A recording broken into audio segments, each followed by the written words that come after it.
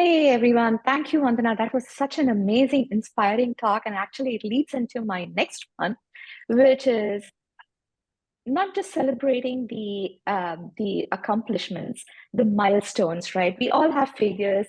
We all thrive through them. We all work them. We all work through it. Just being cognizant, just being aware that as we are all talking ourselves out of imposter syndrome, we are also aware of how to navigate the challenges that we run into daily. Corporate world, like you said, it has its own, it has a lot of ups and downs, and just navigating through the challenges and failures and how to develop your mindset through it. That's, I think it's very critical. So I'm just stepping into that. I'm just going to deep dive into one of the aspects that you mentioned. My topic today is bouncing back, thriving through challenges and failures. So I'm a senior engineer. I'm currently with GoodRx. I was with Amazon for about 6, 7 years prior, and I decided it was time for me to move on. And this is where I find myself today. I'm passionate about tech problems, problem solving. I have a creative mindset. So anything new, anything that's greenfield, I just love it. I go look for those opportunities. And that's my purpose. I feel that's my purpose. That's my calling. And I just love what I do.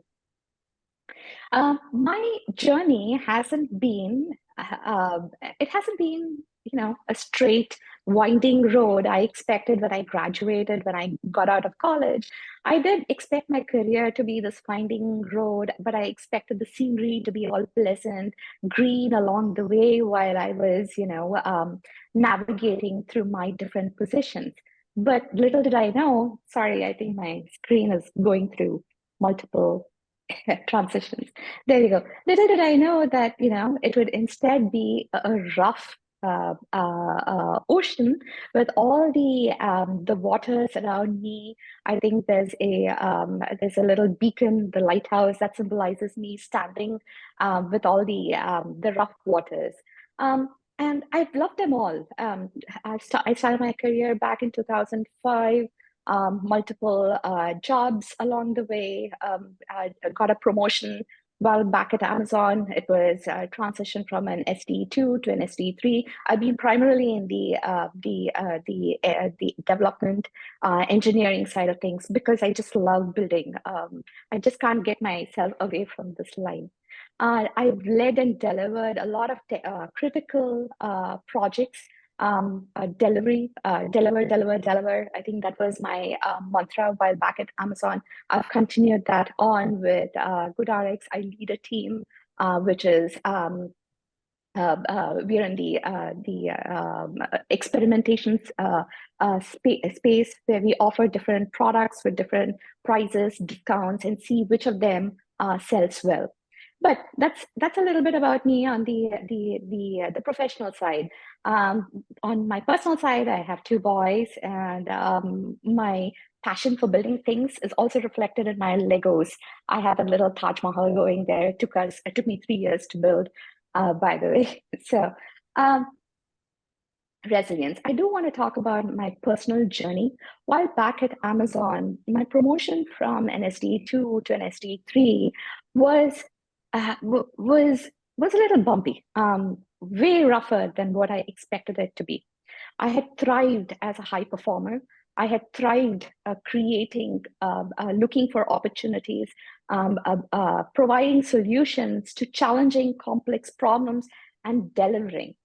And I had just come out. It was the year 2019.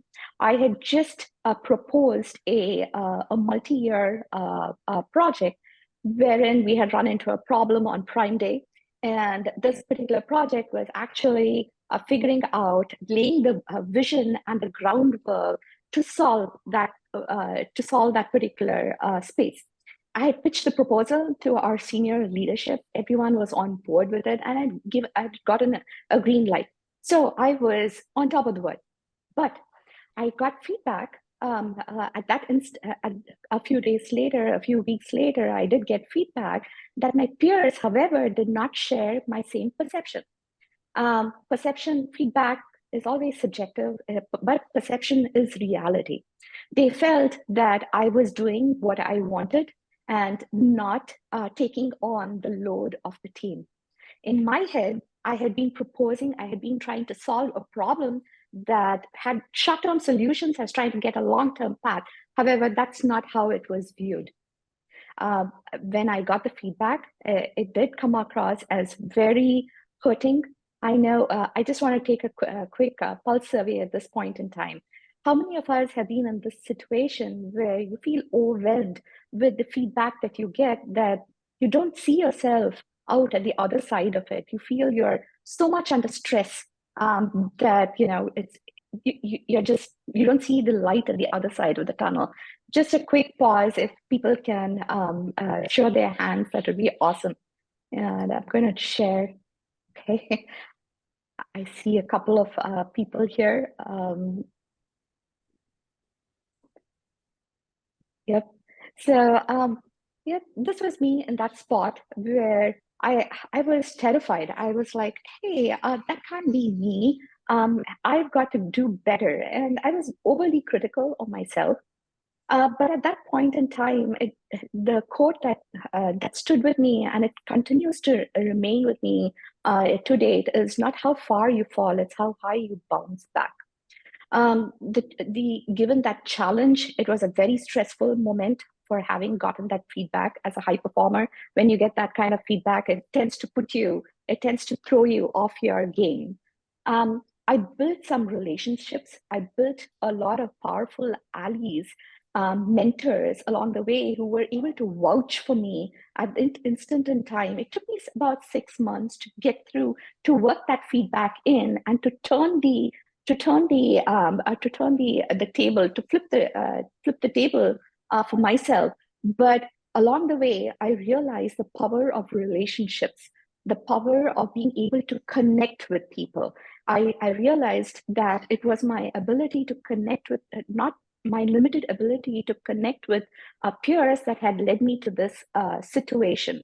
So the relationships, the ability to connect better, the ability to come out stronger, to make sure that my perspectives, my opinions, my inputs, I was communicating them assertively and not emotionally. Those were some things that I learned in that 6 month process where I was working that feedback diligently. It did. I did want to talk about resilience. Resilience is essentially how we adapt to these challenges and come out of it at the other side. At the end of 6 months, it took me a year. 2019, the beginning of 2019 was when I was given that feedback. I think it was April 2020 where I actually got my promotion from an SD2 to an SD3. But the road was rough, right? It was very, very rough, but it was resilience. It was my ability to adapt, to pivot, to figure out what was it that I was missing, um, building awareness into that situation, trying to figure out how to get past it. That got me to the other side of things. And today, that was my very first adversity. I continue to run into adversities, but the strength that I have today, strength that I've built to come out at the other side of things, it came from my very first experience, my first challenge with adversity. So what did I learn? There are some tools and trips. I think I shared a little bit of it. My support system, it wasn't just friends and family. They provided the moral support that I needed, but it was also building my network of mentors, allies, people who had faith in me, people who trusted my capabilities, and who were able to vouch for my abilities. That's what I would recommend. We all build that support system. It's never about the work. It's always about who can vouch for what you're able to do, what you're capable of. Second, always take care of yourself, be kind, be compassionate. I think we've all been hearing about this. Vandana also covered this aspect. We are all very hypercritical of ourselves. And when we run into these kind of challenging situations, we tend to be even harsher. I would suggest, we just give us a pat ourselves on the back and say, yes, we can come back and come out of it and see the light again. Avoid taking the easy way out. By that, I mean, I considered quitting. I did. And it keeps coming up time and again. I considered, but that wasn't the easy way out. It wouldn't have helped me in any way. I accepted the change. I accepted that this was an aspect that it was a blind spot that I had to continually work toward. And I worked it in that particular situation. I worked it. I got past it. So being accepting, being able to see your blind spots, accepting it and working past it is what gets us through.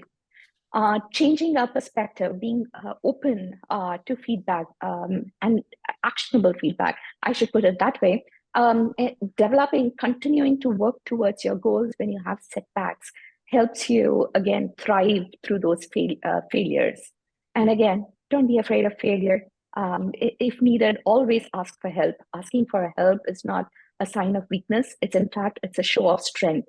The more people that you can collaborate with, it helps you build connection. It helps you build that rapport that you need to be successful. No man is an island, and we all need to figure out how to help each other out and how we can collectively uplift each other.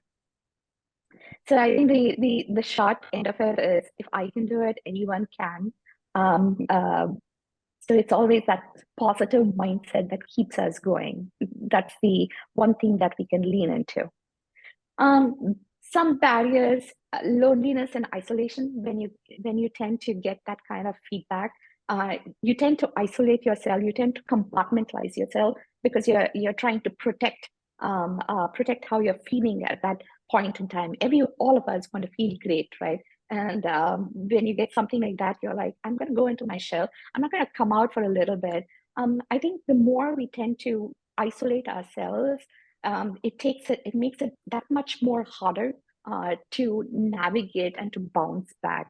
I would ask for us to come out of those negative thinking patterns. Lock it up, throw it in the ocean. Someone told me this, one of my mentors. I'm sharing the same. Lock it out, come out of it. Start with positive affirmations. I think we heard that in Vandana's talk as well. Unhelpful coping strategies. My coping strategy has been I go binge watch on TV because that helps me cope, but that's never helpful.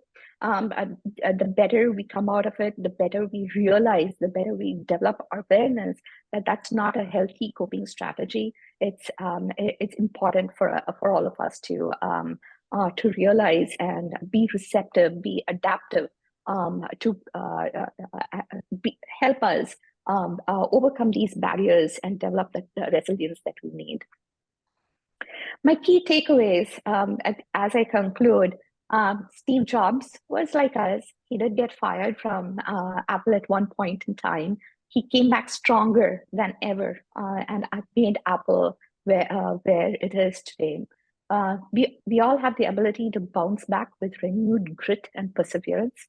Um, and essentially, when you love what you do, when you're working your passion, that itself feeds our path to success. We have to find our purpose. We have to find our passions. That's very critical. Acknowledge and realize you have nothing to lose when you run into these complex people situations that you have to navigate through. Um, don't waste your life being bothered by other people's opinions. We are all working to become a better version of ourselves. How we get there is all dependent on our mindset and how we navigate, thrive, continue to thrive despite these challenges, despite the perceptions.